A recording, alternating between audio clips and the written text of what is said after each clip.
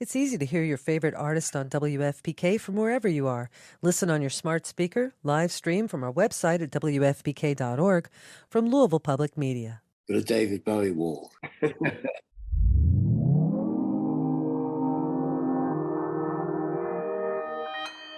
Consequence Podcast Network.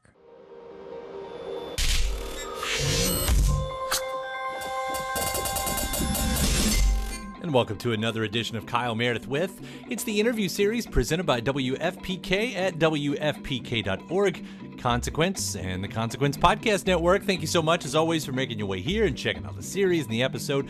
Please hit the subscribe button before you get out of here so you can keep up with all the interviews that I put out every single week. That's a brand new one every Monday, Wednesday, and Friday, 3 a week, to keep you up to date on your favorite artists, discover some new ones, know what's happening in the music world. You can do so on iTunes, Apple Podcasts, Spotify, Acast, Podchaser, NPR, YouTube for the video versions, or anywhere you get your podcasts from. I'm Kyle Meredith. Today, my guest, Billy Idol. We're going to be catching back up to talk about his newest EP. It's called the Roadside EP. The legendary rocker tells us about the eclectic natures of the songs, writing about his 1990 motorcycle accident in the song Bitter Taste, and updates that he's already well into the process of finishing his next EP. Now, Idol also takes us back to his 1993 concept album, Cyberpunk, how it predicted much of the oncoming technology that would be happening over the next 5 to 20 years, and the bedroom recording process that's kind of the norm today, and the original plans for it to have been the soundtrack to a Lawnmower Man sequel. He also talks about putting the new release out on Dhanni Harrison's record label, putting him alongside Joe Strummer, Ravi Shankar, and George Harrison as the only other names on the roster. It's fun stuff.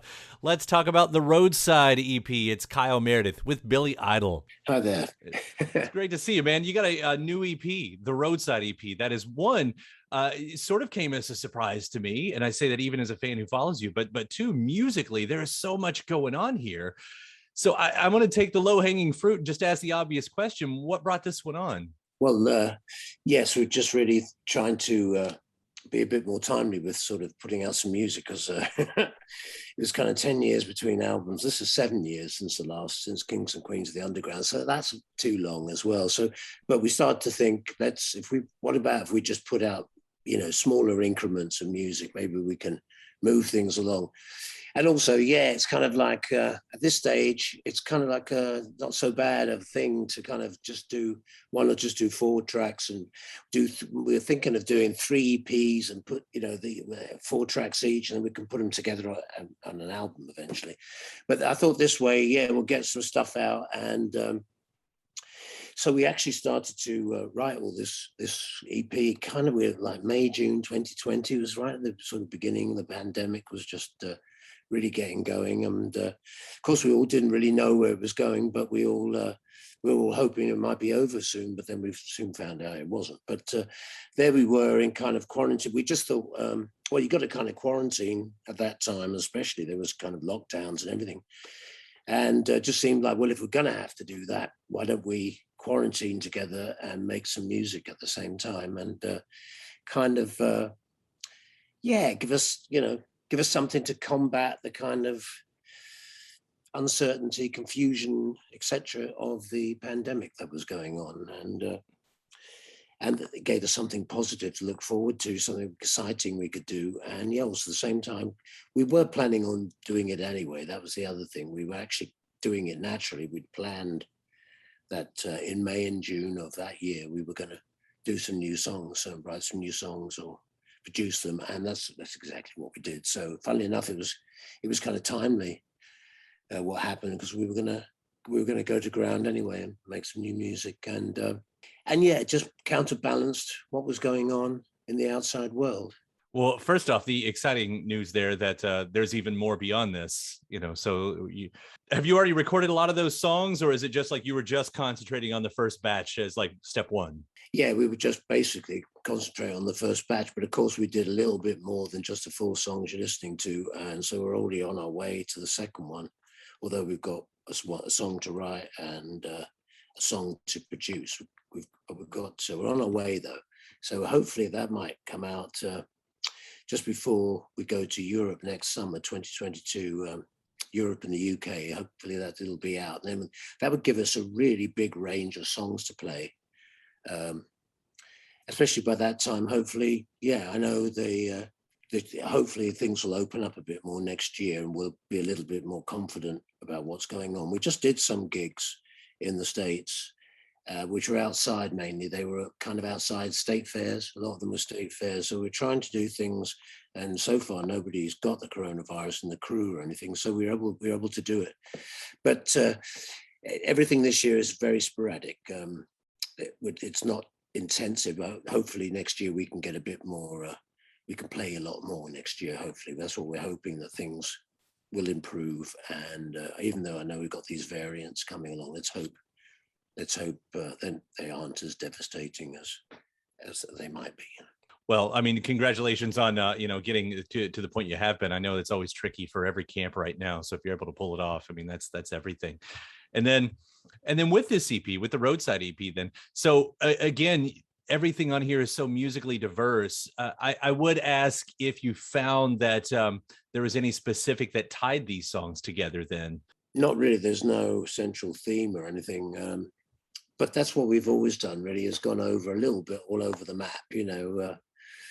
It's just part of what I suppose the music I listened to when I was growing up was very eclectic. It just was. The British radio is like that. They're back in the 60s, there wasn't really album radio yet. So it was a lot of singles and stuff like that. But on British radio, you'd hear Jimi Hendrix next to the Supremes, and someone Wilson Pickett next to, I don't know, bubblegum music. You'd hear everything. So we were kind of hearing and seeing everything, and people were just very excited about the music coming out of America and everything. So yeah, I've always listened to a lot of eclectic music, and even when I think about bands like the Velvet Underground that I got into, I mean, even they didn't play one type of music. They did quite radically different kind of albums. I mean, White Light, White Heat has got quite radically different songs. You've got almost like a 50s White Light, White Heat song, and then you've got the crazy Sister Ray, but then you've got the beautiful Here She Comes Now, and so really a lot of the records, and then when we started out in Generation X in the mid-70s, the punk rock group I was in, even that group, even though we were very influenced by the Ramones and what was going on in the States, even that album most of the songs are kind of short, snappy, and to the point, but there's even a 7-minute whiz-bang, Dizbuster, youth, and there's a 4.5-minute kind of Kiss Me Deadly, and that was a 4.5-minute song in punk rock was like, man, that's an epic. So we've always sort of done that, and that's kind of what I've always done with Billy Idol too. I've always gone, Steve Stevens gives me that ability too, because he's so good. Anything I want to do, I know he can nail it. So even on this EP, that's what we were kind of doing, going a little bit all over the map and looking for some things we hadn't quite done before, and a couple of things that weren't so different, that were very Billy Idol, kind of fun. So a couple of the songs a little bit more serious, and they're all kind of fun really, but a couple of the songs a little bit more serious, and there's 2 of the songs are a little bit more fun, Yeah, Bitter Taste, of course, it's the first single on here, and we've been spinning that in heavy at WFPK, and it's interesting how many people give me that call. It's like, man, this is different. This is really interesting, and everybody loves this song. By the way, I've not heard one person say otherwise. Like, this is such it musically. So you've called the EP The Roadside. I know Bitter Taste has a bit to do as you're looking back on a motorcycle accident that you had 30 some odd years ago, but musically it does conjure the road. And it's one of those things like, what was the chicken or the egg here? Is it one of those, where it just imitated itself naturally? Well, I was just looking for something, like I say, we're writing during the pandemic. So, I knew what was going on to people, and I knew it was affecting people radically differently. But, when you write songs, it's not always so easy. When something's just happened, it's not always so easy to put your finger on it. I like to let things kind of marinate inside me, take it in, marinate, and then it comes out naturally, and it comes out really a lot better when it's kind of a natural thing. So, but I was just trying to think, well, what could I write about? What was a time for me in my life where, you know, I had to overcome something that was going to be life-changing, that was going to change my life in the future. I had to take stock of things, you know, reorganize things, rethink about what I wanted my life to be like.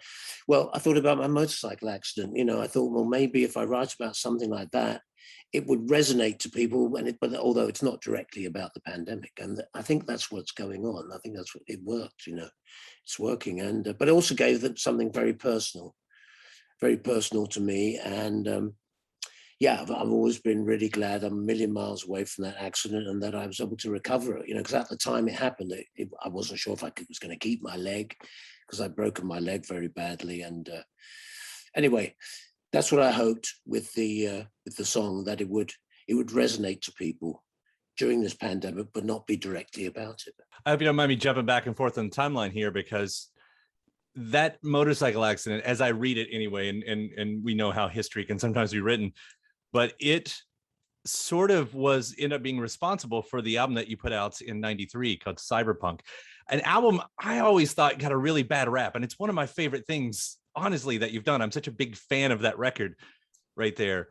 Was that true? I mean, was it like, as the story I remember hearing anyway, was because you were in the hospital, that's where you started reading and seeing cyberpunk material? Yeah, Legs McNeil came and interviewed me for Charmed Life, the album we'd finished and we're going to put out. And then he was looking at my leg, and I had this device on it, you know, looked a bit cyber. So he said, "Oh, so you're a cyberpunk."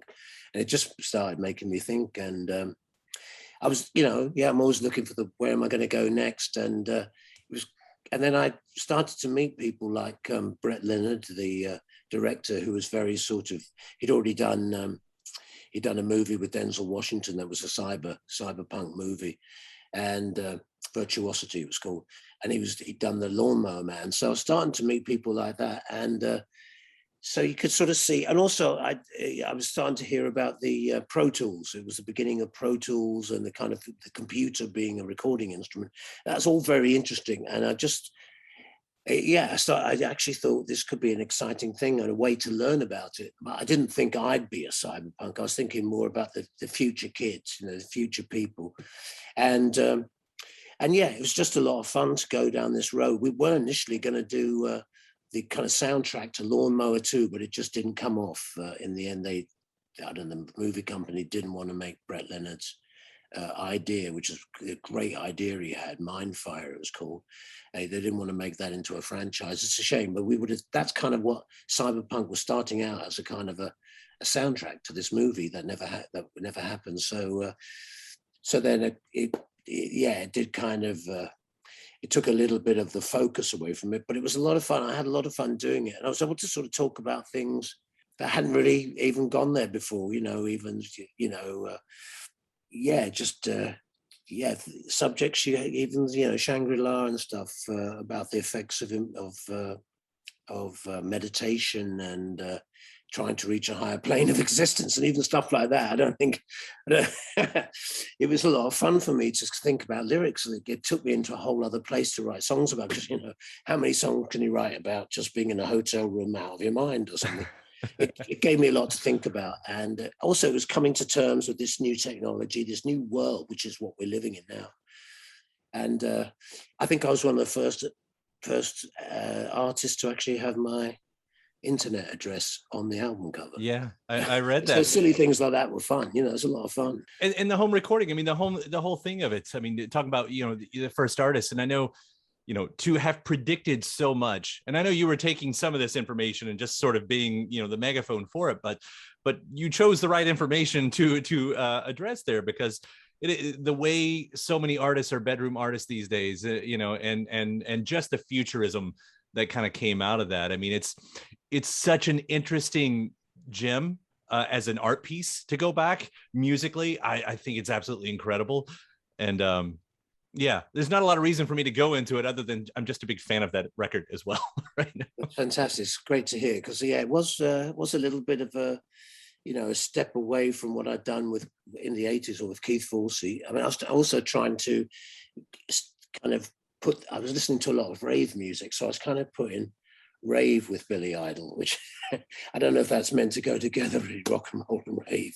But I was kind of putting those things together, and that kind of idea of the kind of the modern primitives and people being, you know, part of a tribe and stuff like that. It was all kind of thoughts that were going on in the early 90s. So even about the magic mushrooms being possibly the reason that mankind imagination helped him propel his evolution and stuff. There was a lot of thoughts, all these, and it was kind of fun thinking about all those things and writing lyrics about them. But at the same time, there was songs about, say, the LA riots as well. And so it was kind of topical as well. I think it was a lot of fun. I really enjoyed doing the record. It was great. Yeah. And to be, I mean, you're aware of the image of Billy Idol, and I'll kind of parallel that back to with the Roadside EP. There's a moment on here I wrote down. You say, "Baby, put your clothes back on," and I thought that's not something you'd think the old Billy Idol would have said right there. And I know growth and maturity is everything too, but knowing that you're well aware of the image of Billy Idol, do you like messing with that a bit? Yeah, of course. And yeah, you're right. Most of the old songs would have been "Baby, I'm going to rip them off." But yeah, it's just kind of thinking, well, you know, you have a friend and everything, and but you kind of love them, but do you want to destroy that friendship by turning it sexual necessarily? And sometimes you know, in the old days, you try something like that and it goes hideously wrong, you know, or you end up going down a road where you end up not friends anymore and stuff. So, but also, yeah, it was like, how can I write the alternative, Billy, the song you're not expecting, you know? It's a "Baby, put your clothes back on." And then it was the kind of fun side of the EP where it wasn't quite so serious as Bitter Taste or Rita Hayworth. Or Rita Hayworth's a fun song, but it's got a serious side to it. No, that's a very fun song too, and the only one we haven't mentioned on here, "You Don't Have to Kiss Me." I mean, and I think that's the one. You know, that's the one. It's like if you're looking for the '80s version of what you did, you kind of get a little bit of that in there as well. Yeah, that's right. It really is a bit more of a throwback to what we did before, and yeah, even "You Don't Have to Kiss Me Like That," but if you do, it's all right. It's a fun. It's just trying to have fun, and yeah, we're kind of thinking, yeah, when people listen to this, we didn't know if the pandemic was still going to be going on, but I'm glad there is humor and stuff on the EP. It just helps to lighten everybody's, you know, load at the moment. Right, and you're putting this out on Dhanni Harrison's label too. Yeah, it's really fantastic. I kind of met Dhanni through Shepard Fairey and stuff, but of course I'm a massive Beatle fan anyway. So, and of course I bought Dark Horse Records before I bought, you know, All Things Must Pass, and so it's just incredible. And then it's just fantastic to be on a label where it's a musician who's running it, you know, and it's someone inside that really cares about putting out great music. And there's only three other artists on the label at the moment, Joe Strummer being one of them. And so it's kind of fantastic being on this label with Ravi Shankar, George Harrison, and Joe Strummer. Is kind of, and little old me. It's kind of crazy. Yeah, no, that's amazing. I mean, you say "little old me." I think your name definitely belongs up there with everybody's. So, you know, for what that's worth, congratulations on the Roadside EP and everything that's going on. I mean, I know their anniversary is happening. I saw the 40th anniversary of the Don't Stop EP. So it's been a hell of a ride as a fan watching you through all this. So Billy, thank you so much. And again, congratulations. Oh, thank you, everybody. Cheers. It was a pleasure talking to you, man. I appreciate that. And hopefully we'll see you around sooner than later. All right. Fantastic. Thank you. That was a few years ago, back in 2018, the last time Billy Idol and I got to talk. And that time was about a remix LP called Vital Idol Revitalized. We got to discuss the remix culture of the 80s and growing up with dance music in the 60s, and also his plans for new music at that time and his Las Vegas residency. Well, so I'll include that here too, part 2 of Kyle Meredith with Billy Idol. Hi there. And I'll mention you're actually going to be here in Louisville at Louder Than Life, so I'm excited to see this latest show. That's right. September 29th in Louisville. Yeah, it'll be fantastic. So, and you've got this new record, I guess we'll call it a new record, Vital Idol Revitalized. And what we're talking about here is a remix record remixed again, right? Well, that's right. In the 80s, I'd done a number of remixes myself, Love Calling, White Wedding, a number of remixes I'd done. And also we got Gary Langham of Art of Noise to do one for Flesh for Fantasy and To Be a Lover. So we had about 10 tracks, 10 remixes. So I put them all onto one album, called it Vital Idol, and put it out in the 80s. We actually put it out with a live version of Moni Moni, and it got into the top 20 of the regular chart. So it's really exciting and a lot of fun. And I love remix, because I grew up sort of with dub reggae, and one of the first things Generation X did was our second single, Wild Youth, the B-side, we took the A-side and we remixed it, fucked around with it, and put it on the B-side and called it Wild Dub. And so we were super into remix, and I carried that on to Billy Idol. And I just thought, with the way the remix world has come along in the last 25, 30 years, really, I just wondered what some classic remixes and some super of-the-moment remixes would do with my songs today. And that's it. I've really enjoyed the process, and we're going to put out this Vital Idol Revitalized on September the 28th, and it's got a number of my hits reimagined really by some really killer DJs, remixers. For instance, right now we've got Dancing With Myself is out on Spotify by RAC, and Trop Killer's remix of Eyes Without Face, which I think is super killer. I love it. They totally reimagined the song. That's out too. So we're gradually putting out stuff, and I'm just very excited. This is my favorite record at the moment. Yeah, it's interesting because a lot of times, when artists put out a remix record, it can kind of sort of feel like a throwaway, like, oh, I can hear it once and be done with it. And I don't have that reaction with this one. Like, I've been able to put this one on and just enjoy the hell out of songs that I've heard a million times, but suddenly it actually is in a different light. Like, I'm getting that sensation. Yeah, it's fantastic. We've got some really classic people. Like Moby came in, and he liked the Love Calling remix I did back in the day. I ran into him at a party, and he chose to do Not Stand in the Shadows. And I ran into Bono at a party from U2, Bono, and he told me about St. Francis Hotel, so I got them to do a Flesh for Fantasy, which is incredible. Then there's some people from the local in Silver Lake, DJ Dodger Stadium did one of To Be a Lover, which I really love as well. And there's a Hot in the City one, which I really love too. I mean, and a Sheba San, Don't Need a Gun, a French producer who did Don't Need a Gun, which is a super dance version. And also For Oakenfold did a version of One Breath Away, which was a new track on my last album, Kings and Queens of the Underground. Plus me and Steve, we never had a Moni Moni remix. And so me and Steve Stevens did one, the Get Laid, Get Frigged remix. So there you've got us joining in too. I just think it's an exciting record. A lot of the songs have been reimagined. They're not just, unlike what we did back in the 80s where we just took the original track and more or less just remixed it. They've done things like, replay behind the song and change the chords and give the song sometime a whole new kind of veneer, and a great one too. So I've really been enjoying it. And one of you didn't mention there too, Crystal Method taking on Rebel Yell, which, we're talking one of the great iconic songs here that suddenly does have this new face to it. And that's sort of like, it does paint a different picture. That's what you're sort of saying here. Like it allows these songs to be completely painted different, right? Well, I think, it sort of reimagines them in some ways. And so in some ways, it refreshes them so much. I mean, that I'm enjoying them, and I've been singing these songs for 30 to 40 years, some of them, So it's pretty exciting for me to see that, the recordings themselves were very good. Keith Forsey, my producer, made sure that our recordings were really good. They weren't, he looked beyond the 80s and saw into the future a little bit and made sure the sounds were good. And I think these people like Crystal Method and that have had a lot of fun, I think, with the songs because they do sound good and they still stand up, and that means their remixes sonically are right, sound good today, and they've been able to take them and mess about with them, and it looks like they've had a lot of fun doing it. As far as I can see, RAC told me they're hand Drop Killers.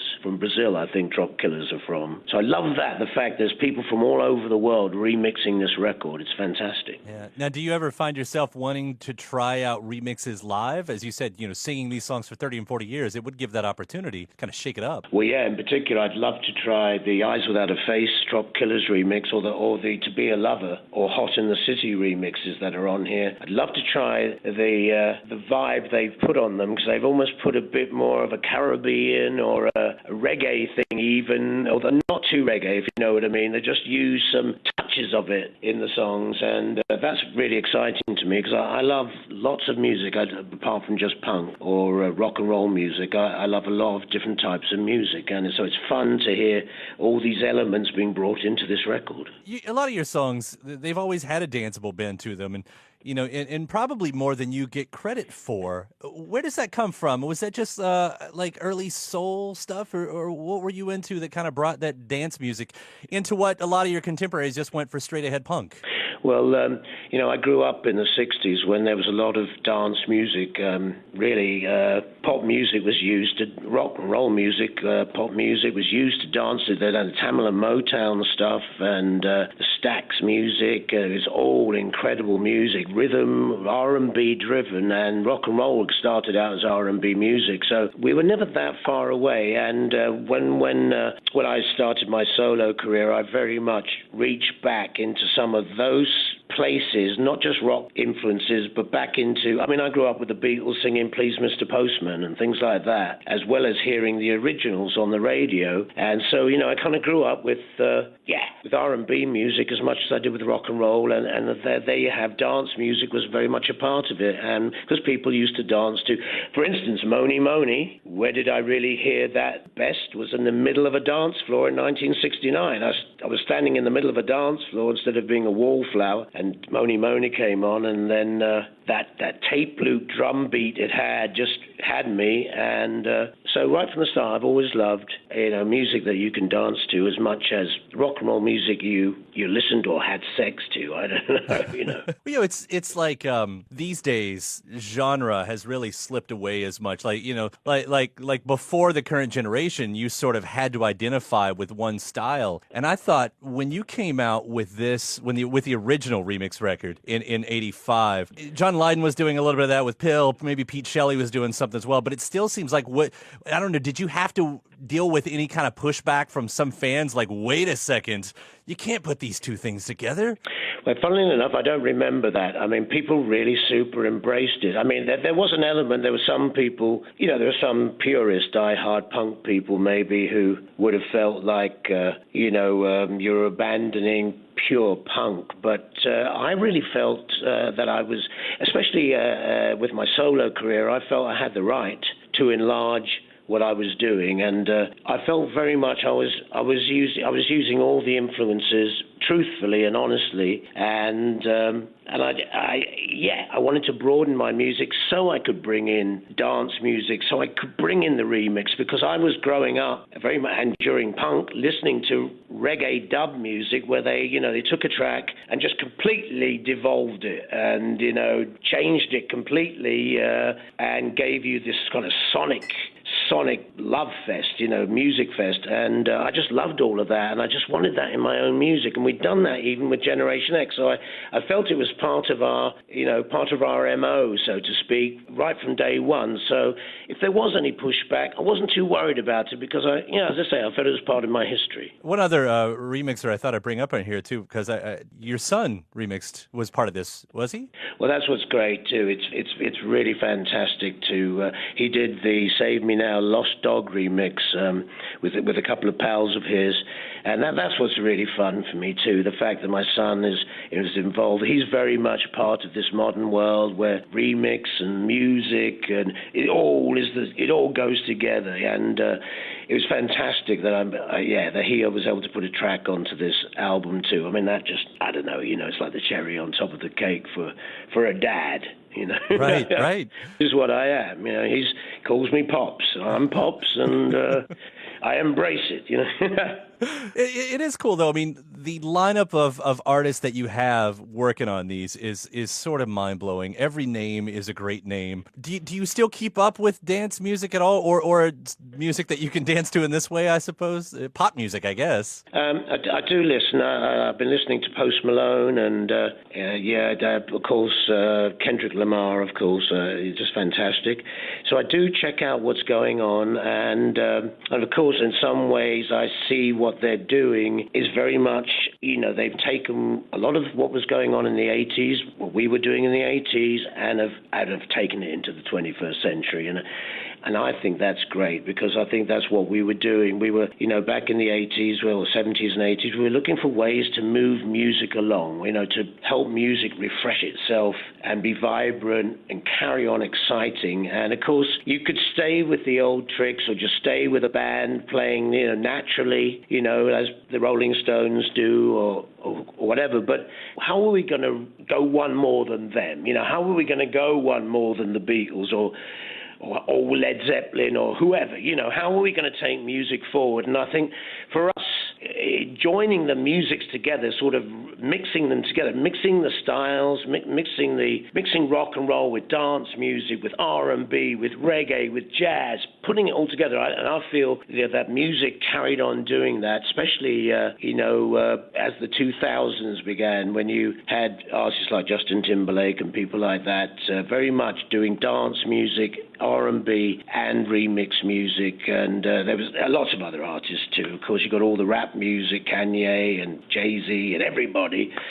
and Pharrell, and of course Snoop Dogg and Dr. Dre. I love Dr. Dre and all that music, and I love the way music's gone. I think it's exciting, and we've got the old rock and roll if you ever want to go back to it, but it's fantastic. The music's moved along, and I loved being part of that. Yeah, you can obviously tell that. I mean, even as most recently as the King of Queens record, 2014, just seeing that passion, you can still hear it in there, and I think that's what makes it so fun to still be a Billy Idol fan these days.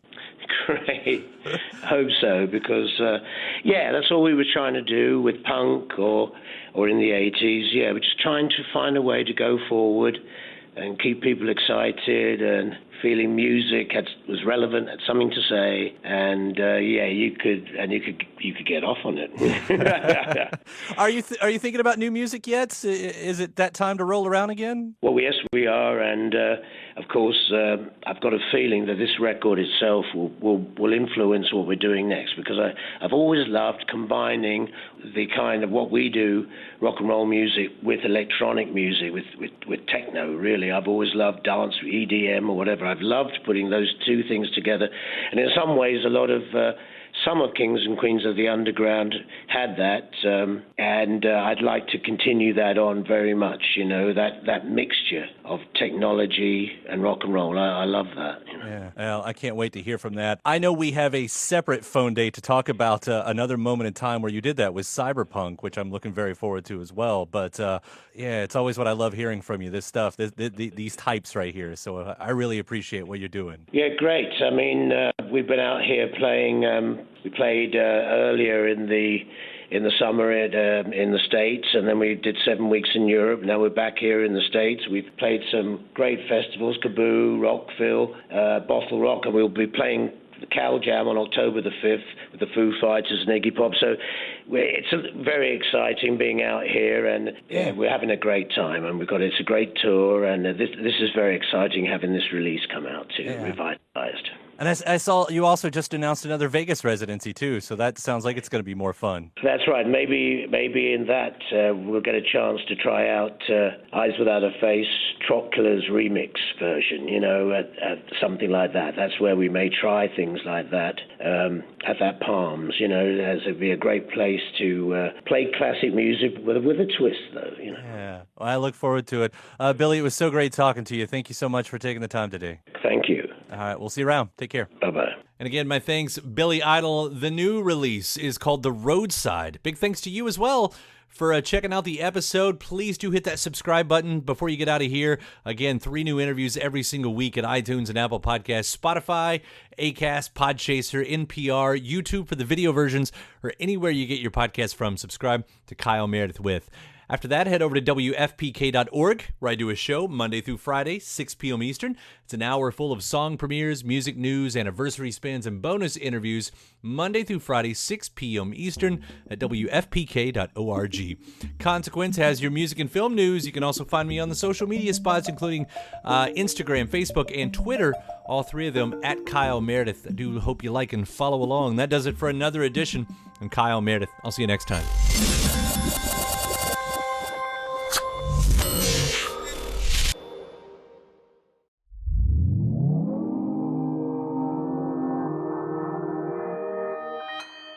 Consequence Podcast Network. Yeah, I think an REM one too, I can see. Fantastic. It's easy to hear your favorite artist on WFPK from wherever you are. Listen on your smart speaker, live stream from our website at WFPK.org from Louisville Public Media.